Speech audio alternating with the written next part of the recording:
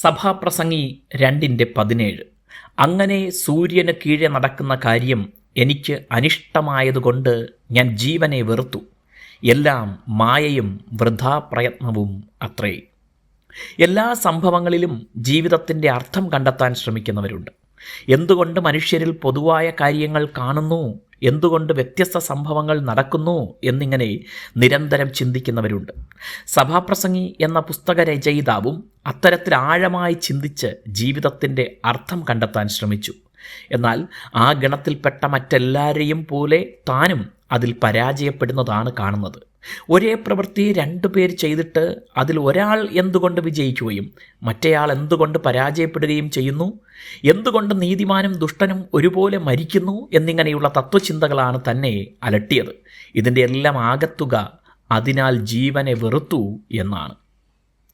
ജീവിതം ആസ്വദിക്കാനാകാത്തത് പല കാരണങ്ങൾ കൊണ്ടാണ്.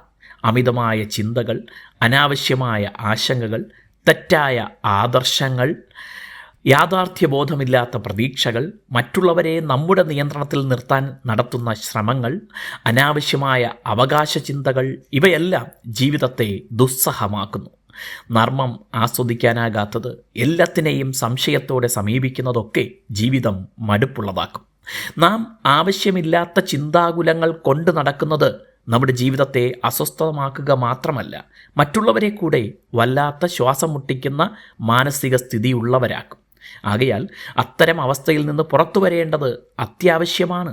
എന്നാൽ അത് എളുപ്പത്തിൽ നടക്കുകയില്ല. നമ്മുടെ മനസ്സിനെ അലട്ടുന്ന വിഷയം മനസ്സിലാക്കി അതിനെ പ്രായോഗിക പരിഹാരം അംഗീകരിപ്പിക്കുക എന്നതാണ് ഏറ്റവും പ്രധാനം.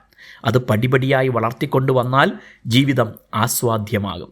തെരുവിൽ ജീവിക്കുന്നവരിൽ പോലും സന്തോഷം അനുഭവിക്കുന്നവരെ കാണാനാകും.